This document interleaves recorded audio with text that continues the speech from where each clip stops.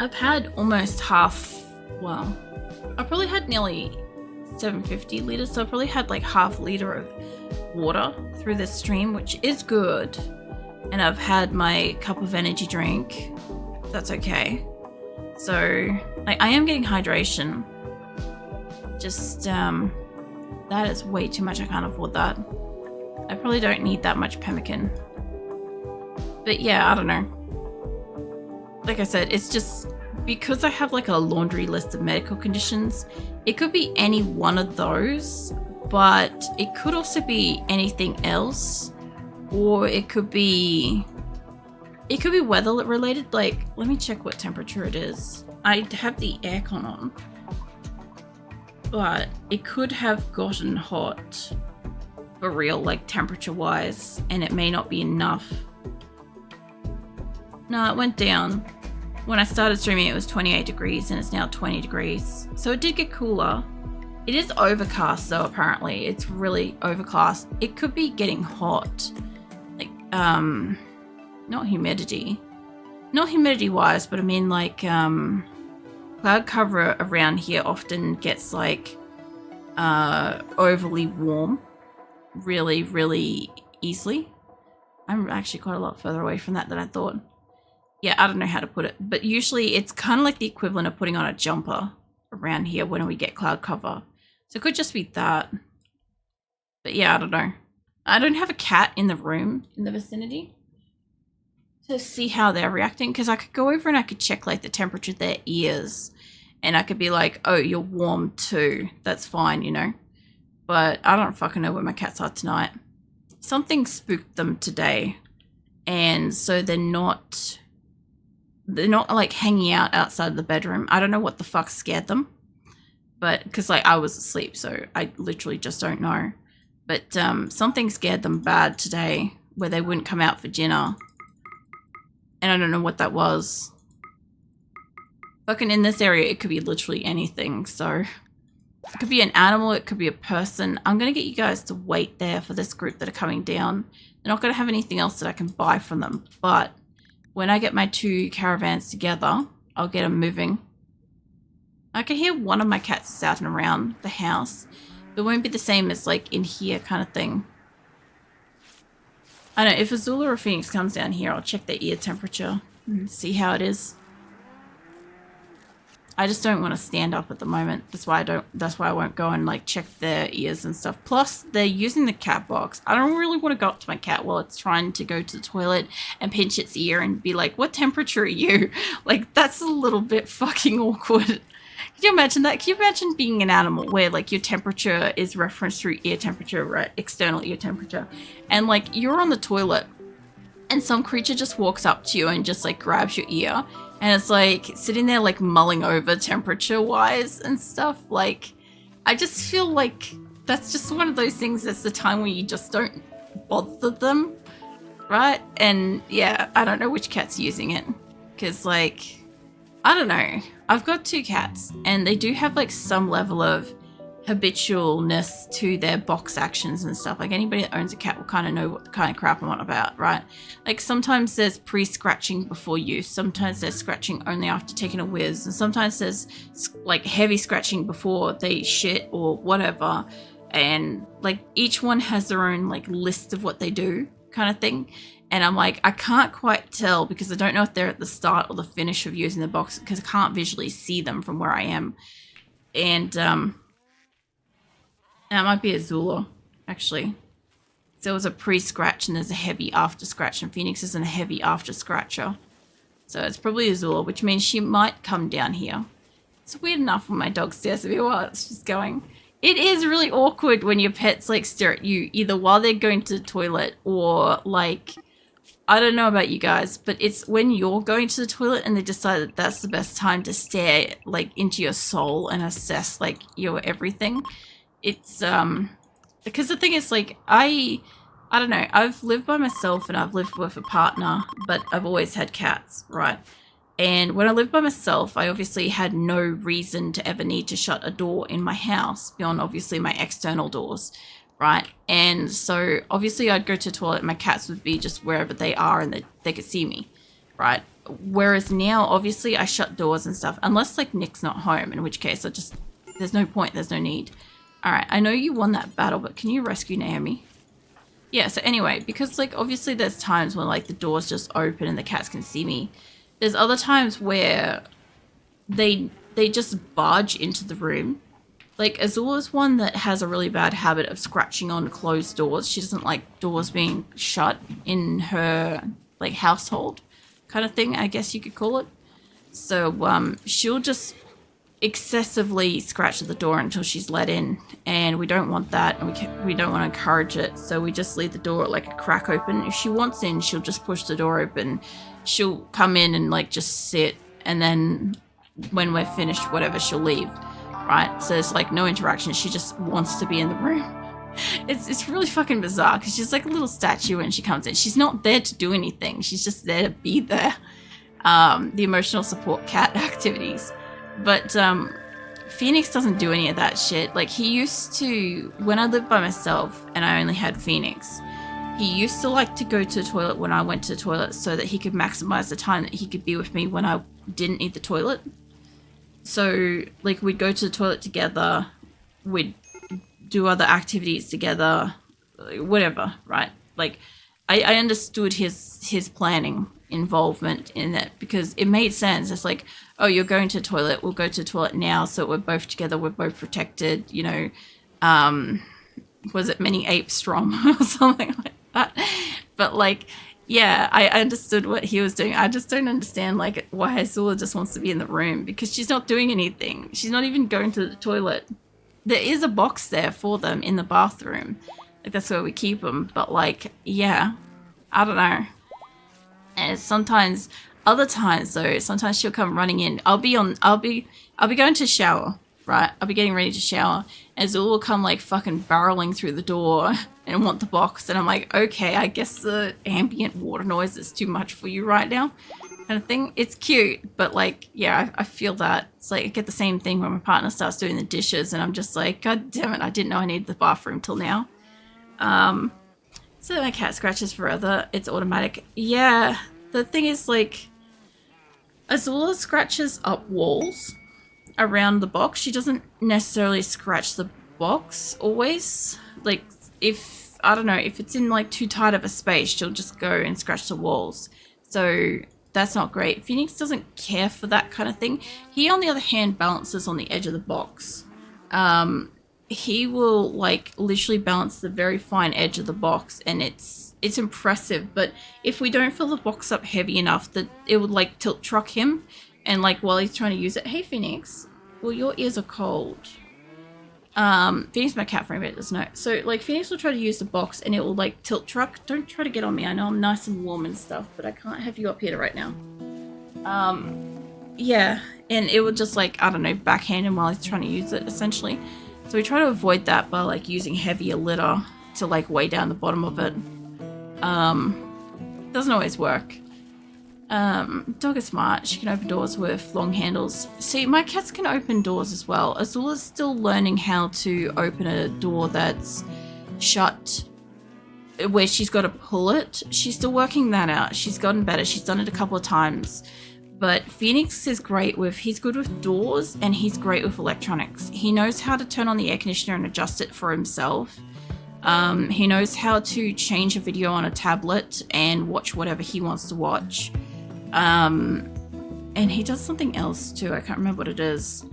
But, like, Azula's okay with like a few things. I like can't think of them off the top of my head at the moment because of course I'm trying to think of them, so I can't think of them. But like she's got a couple of things she's good at as well. But Phoenix is like the most confusing one because like I literally came home from work a couple of times through winter and I was like, why is my air conditioner on? I thought I was being forgetful. Like I literally gaslit myself through this whole situation. I'm like, clearly I must be so tired and overworked that I'm leaving my air conditioner on and blah blah blah. So I got into a routine where I literally like actively was present, made sure I turned it off, all that sort of stuff. And yeah, I came home and it was a weekend. I walked into the room and I was going to read something. I was going to lay down and read. And Phoenix walked into the room and the remote was on the bed. and he walked over and activated it and then adjusted the temperature, and I'm like, what the fuck was that?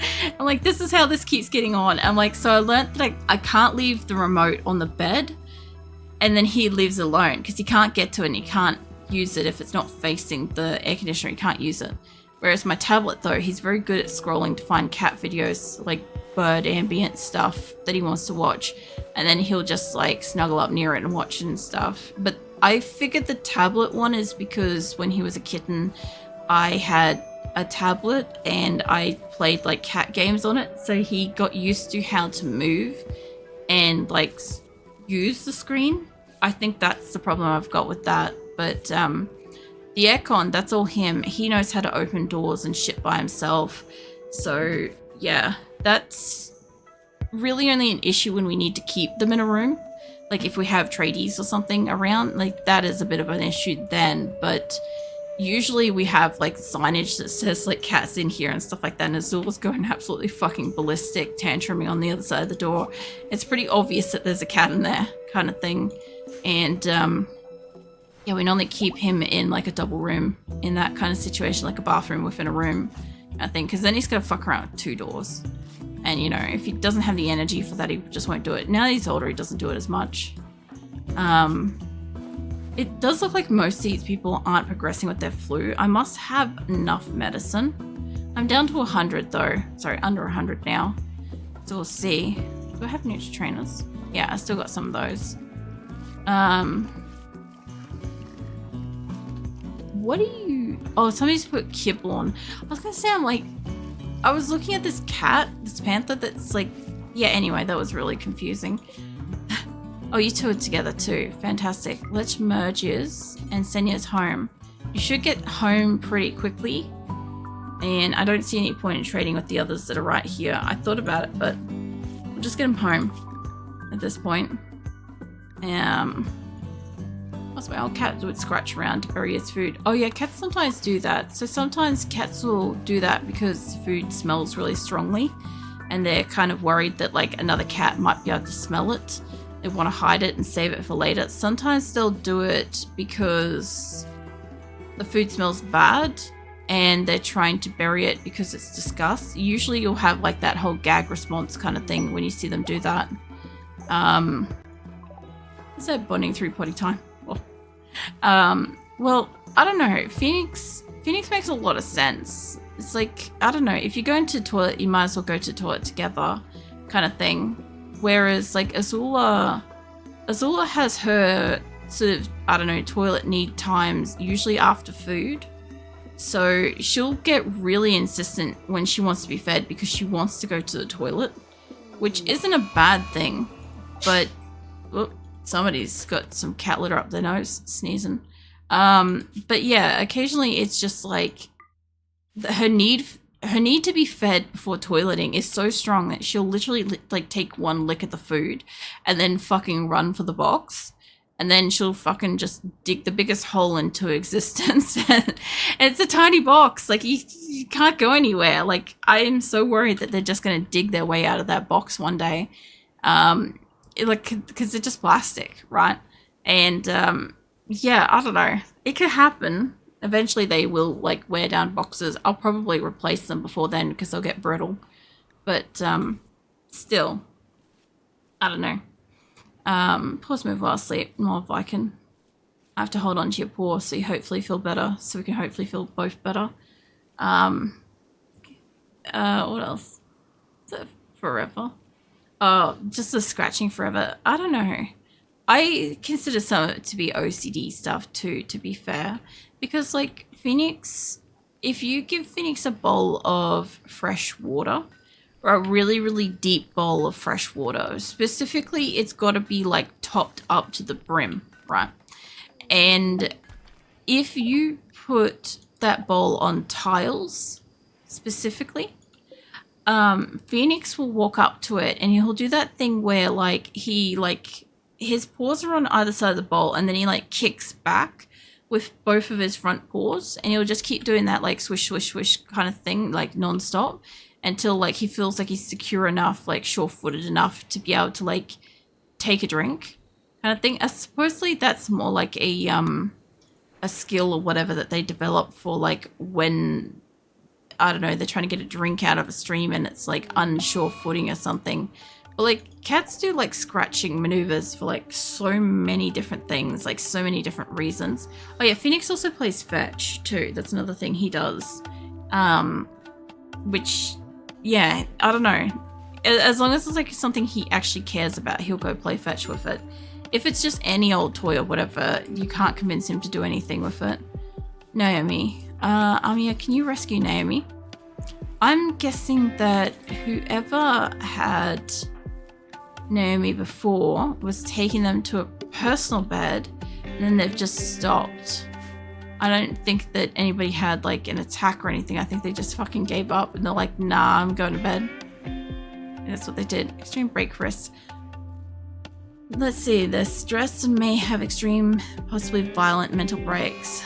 Now, I'm not really surprised that everybody's getting like these mental breaks because everybody is sick and a lot of people are in hospital. The psychic drone is still happening though. Tyran, you're probably doing medical stuff as you're not very far away. Oh, this is the one in the base. I was gonna say, I'm like, who is this? We don't have a lot in money. We probably have some resources. We've got clothes. Alright, well, we can make up the weight of that in clothing. Missed one. And then too much. Close enough. They'll give us a couple of components here and a little bit of food and medicine, which we're kind of burning through. But as I know you're going off to a deep drill, but can I get you hit the psychic soothe pulsar because you're like right here. So the psychic drone is still going. Most people are kind of okay, but we're starting to get like a couple of tantrumers. If I hit this psychic soothe, hopefully it should negate that. There we go. 15 on a strange feeling. That should be enough for most people, unless they're in pain. In which case it may not be. I wonder, can I just, actually Turk's right here. Can I get you to hit the other one? Just to kind of outbeat it. Because I think that will do it. Let's just see. Because it should stack, hopefully. At some point it stacked and then for some reason it stopped stacking it. It could have been one of the glitches specific to my base, my colony. But yeah, we've got 26 now. So that should be enough. That should, in about a minute, fix up a lot of people that are not okay. Because there's a lot of people that are going to be just unhappy. They're resting. Yeah, ravenously hungry. There's a few people around here that are really fucking hungry too. Like, my people are doing the best they can to get food to them. If it's a case of, like, you know, exclusively wanting, like, a specific thing, like a meat food or something like that, really kibble and pemmican's the best we can do. Ricey's high psychic drone. Okay, that definitely wiped out a lot of, like, the borderline orange-red, and a lot of the yellows are pretty much back down. There's a lot of people that could just be really hungry. Because I really only have so many people that can tend to them. I don't know where Corpsey is. Seahorse, you got the flu. How is it that there are medical treatment needed? Okay. Jung, Grasshopper, Marjot, Bowman, Quail, Eddie, Nick. You look like you're okay though. Malnutrition is trivial. Okay, you might be going to get food. Yeah, you're going into the other hospital to eat that. Cool. So some of these are literally just they want food at this point. Quail, Eddie. We've got Nick. Shadow.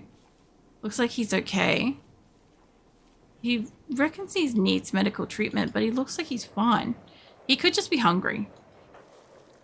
Like, off the top of it, there's no real way to know specifically. Let's have a look. Your mental state, hiding in room. Okay. I can't do anything about him even if he is hungry. He's hungry because he's in a mental state.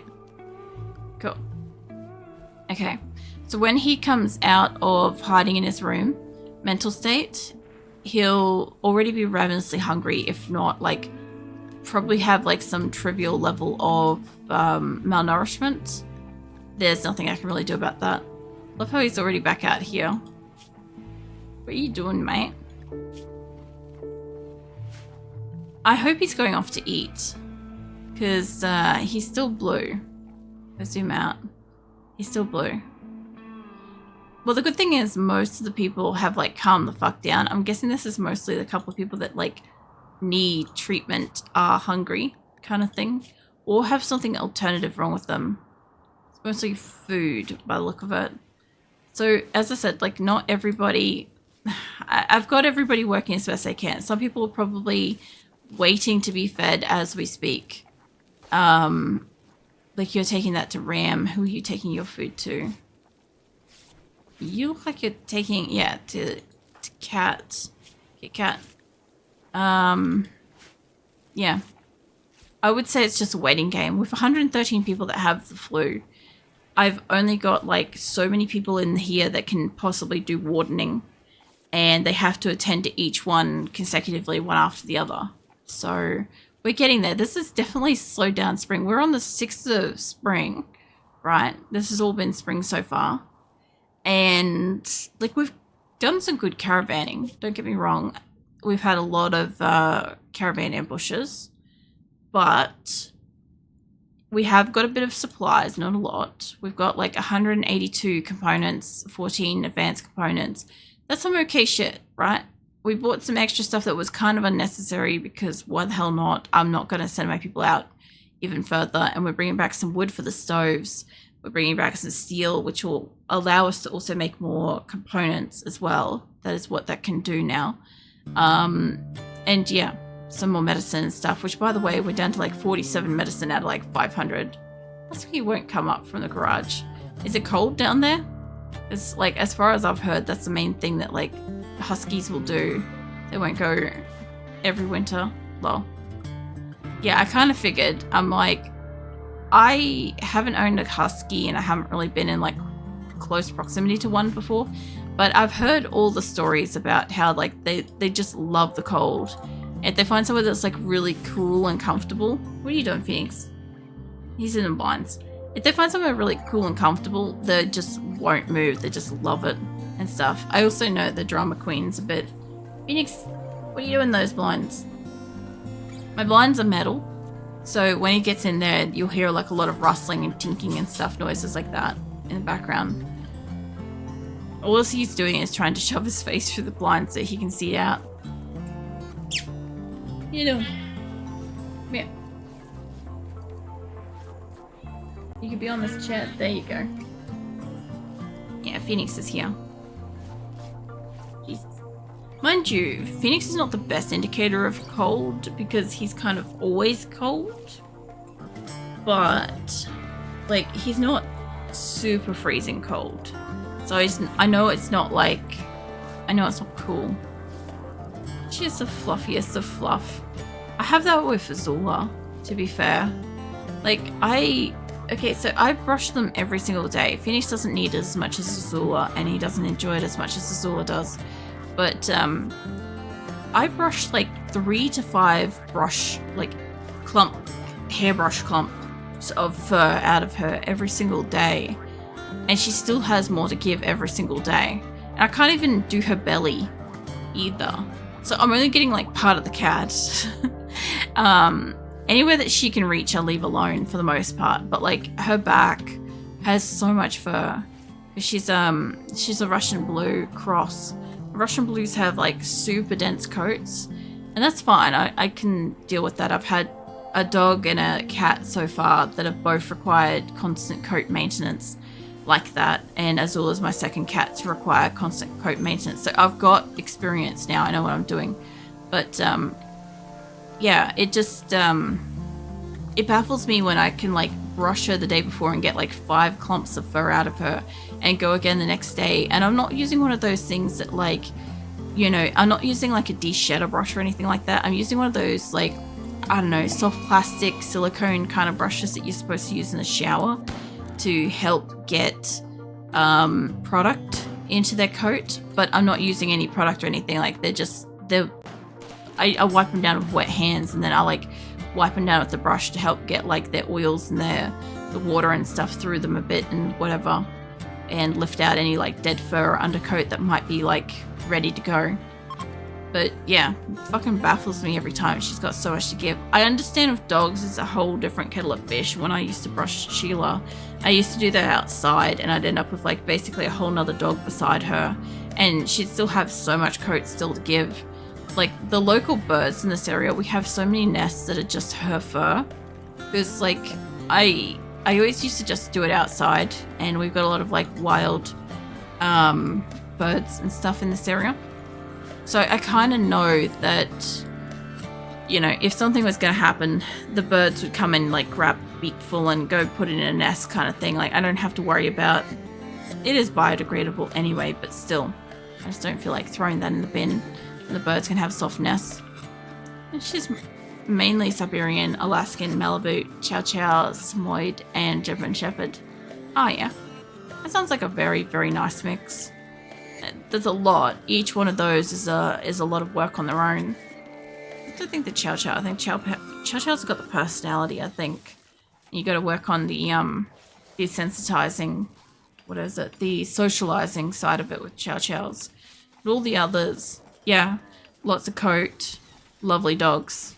Yeah, I can see that being a really nice dog. I was just about to say that almost nobody is an extreme break risk. Except Naomi now. Why, are you hungry? No, just in intense pain, greedy for impressive bedroom. Well, you have to sleep in here for the moment. Also, apparently slept in cold. It's 12 degrees inside and it's 20 degrees outside. I would think that, yes, 12 degrees is a little bit too chilly, but still. Let's continue to move while sleeping. No, I'm going to squeeze the paw that I'm holding a little bit. Just a little bit, then I'll, like, unsqueeze it. You know. She's insanely skittish. Oh, yeah. I could admit though, like when dogs are skittish, it's kind of cute as long as it's not like petrified skittish kind of thing. Like it can be pretty cute in a way, but like, yeah, when they actually are living in like terminal fear, that's another thing entirely. I normally envision a Chihuahua when I think of permanent fear is like that, oh God, everything's giant compared to me situation. A quest available, huh? Selling to Sidon. That must be one of the new ones that I said hello to. Would like to purchase 7 flak jackets of normal quality. I don't even think I own one. Like somebody might be wearing it, but this is what I can have in return. I do not want a Persona Core at this time. What's it? Isolate state core dominant. Installed a proper support structure, however, it can become a mine of great power. Yeah, no. As soon as I put one of those on my map, we can expect the worst, like, basically the equivalent raids that I should be getting all the time. You get that with the Persona Core on the map. Not having one of those on my map is probably most of what's keeping the raids down. That is kind of useless. They'll destroy it in a moment. The jade is not necessary at the moment. I don't really want none of that. And to be fair, I don't want to make that. But I do want to know where they are. Oh, you guys are up here. Unfortunately, mate, I'm going to have to say no to your quest. Just because I don't want to make flak jackets. I could probably take that off a bunch of people. But again, this would be taking armor off my people. I don't want any of what you're selling. But I do want to have a quick look at what it would have taken to have made flak jackets. I think they're either on this or that one. I can't remember which. 70 steel, 50 cloth, and 1 component. That's a lot of stuff for like what they're asking for. I don't know. I don't have a lot of cloth. I should have a lot of cotton, you know, considering. But my animals keep eating my plants. And they're all the way grazed up here at the moment. They're getting into strawberries. As I don't eat my trees, I don't care. This means that whatever I'm growing on the bottom half of the map is insufficient for them. We need to change this. Whoops. Fuck. Damn it. I gotta redo that now. I was gonna say, I just want to change this grow zone over to rice again. And I'm like, I lost it. I lost it instantly with one misclick. It's fine. We will get that back. first things first, change it to rice plant. She'll just back away, especially when people move too fast towards her. Yeah, I consider that kind of normal dog-ish behavior though.